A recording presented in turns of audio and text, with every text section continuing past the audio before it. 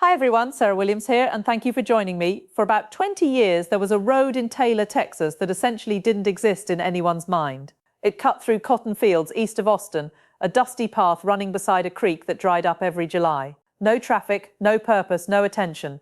People barely noticed it. Then, about 18 months ago, everything changed. That empty strip was paved. It became 4 lanes wide. Traffic lights were installed, drainage systems went in, street signs were erected, and the road received a name, Samsung Boulevard. The reason was simple. One of the largest technology conglomerates in Asia, the company that produces the chips used in a huge share of the world's phones, the batteries powering electric vehicles across multiple continents, and the displays many of you are watching right now, had chosen that exact location. The plan was to construct the most advanced semiconductor and battery manufacturing complex anywhere in the Western Hemisphere, right there in central Texas. The investment totaled $25 billion. The project included 3 major fabrication plants, 2 battery gigafactories, and an advanced packaging facility. Around 11,000 permanent jobs were expected, with another estimated 40,000 indirect jobs tied to construction, logistics, housing, food services, and education. State leadership described it as the most significant economic development project in Texas history. National leadership pointed to it as proof that global industry was returning to the United States. That was a year and a half ago. This morning, Samsung Boulevard sits quiet. The traffic lights still blink. The drainage systems still function. The street signs remain, but the cranes that were supposed to fill the skyline are parked behind chain-link fencing, covered and motionless. The concrete foundation pads poured for the first fabrication plant are already cracking in the heat. Temporary offices that once held engineering teams are empty. Desks removed, computers gone. Even the company logo has been peeled off the glass doors. At 5:47 a.m. Eastern Time today, before sunrise in Washington, a regulatory filing was submitted to the Korea Exchange in Seoul. The document was only 3 pages long. The language was formal and restrained. The meaning was massive. Samsung Electronics announced it was terminating all expansion activities in the United States, effective immediately. The entire Taylor project, a $25 billion complex, has been cancelled. Every dollar of investment, every engineer, every design plan, and every patent application is being redirected to a new location, Windsor, Essex, Ontario, Canada. That same industrial corridor already hosts major automotive and manufacturing developments. It has rapidly evolved into a major North American production hub, and the implications are enormous. This is not a minor adjustment by a car maker. Samsung is the 4th largest company on the planet. Its components appear in military systems, advanced communications hardware, and next-generation vehicles. When a company integrated so deeply into technology and defense systems moves production capacity out of the United States, it doesn't just leave a gap, it creates a vacuum. The immediate question is why? To understand the decision, we have to step back 5 weeks. At that time, the Texas project was still progressing. Engineers were relocating families from Seoul to Austin. Children were enrolling in local schools. Construction activity was ongoing. Then a political speech changed the atmosphere. During a rally in South Carolina, discussion shifted to trade relations with South Korea. The speech included the possibility of major tariffs, potentially 40% on Korean electronics, including semiconductors. From the perspective of Samsung's leadership, this created a striking contradiction. The company was investing $25 billion to build semiconductor production in the United States, while simultaneously facing the threat of tariffs on the very products that factory would produce. 2 weeks later, a draft executive order circulated within US trade policy channels. It outlined a framework affecting foreign technology manufacturers operating in the country. 3 conditions stood out. First, foreign semiconductor manufacturers operating domestically would be required to share proprietary manufacturing processes with American competitors within 36 months.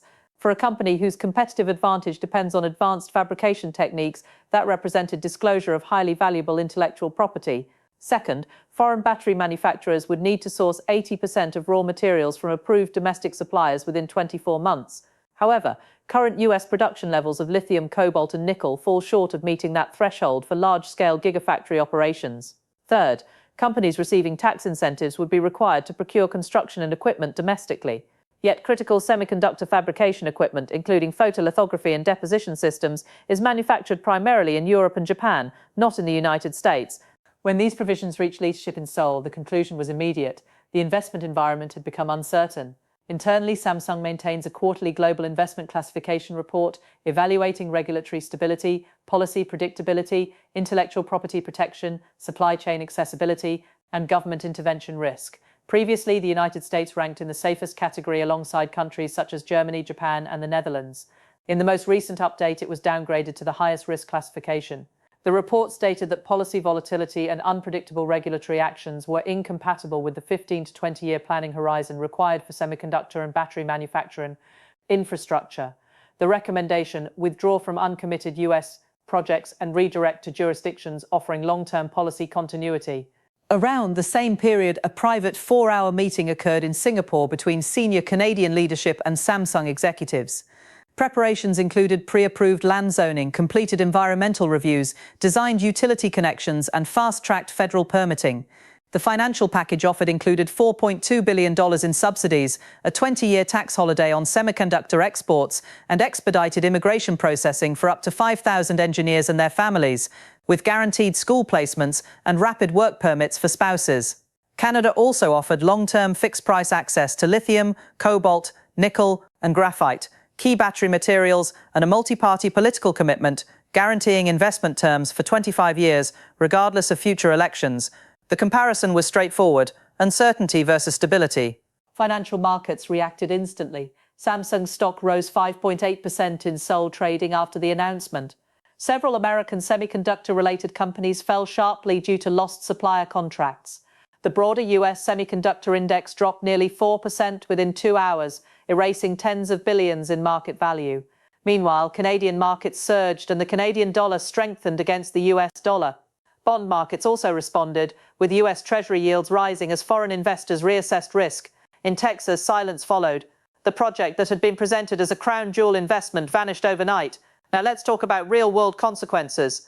Samsung produces roughly 35% of the world's DRAM memory and about 32% of NAND storage. These are core components inside phones, laptops, tablets, gaming consoles, and televisions. The Taylor facilities were intended to supply next-generation chips to North America. Without them, American tech companies will compete globally for production capacity from overseas plants. Higher competition for limited supply typically translates to higher consumer prices. Future electronics, phones, laptops, and TVs are expected to cost significantly more. The automotive sector is affected as well. Samsung's battery division had planned 2 gigafactories in Texas, supplying electric vehicles for major American automakers. With those facilities cancelled, manufacturers must import batteries from overseas or from the new Canadian facilities, adding transportation costs and potential tariffs. Electric vehicle prices are projected to increase by several $1,000s. Locally, the economic impact is immediate. About 11,000 direct jobs and 40,000 indirect jobs tied to the project disappear. Construction crews, suppliers, real estate developments, restaurants, teachers, and service providers who prepared for population growth now face a halted expansion. Companies that plan to locate nearby equipment makers, chemical suppliers, testing labs are now shifting focus to Canada. There is also a strategic dimension. Samsung supplies specialized memory components used in satellites, communications hardware, and guidance systems. With advanced production capacity located outside the United States, supply chains now run through another country. Even close allies still make decisions based on national interests. In global finance, capital moves where risk is lowest and predictability is highest. Manufacturing investment requires planning horizons measured in decades. When policy conditions become uncertain, companies adjust quickly. And that is the situation unfolding right now. A $25 billion industrial project, once central to a major American manufacturing expansion, has relocated across the border. The road in Texas still exists, the lights still blink, but the factories planned for Samsung Boulevard are no longer coming. I'll continue following how this development affects global markets, supply chains, currencies, and the broader economic landscape. Thanks for watching, and I'll see you in the next update.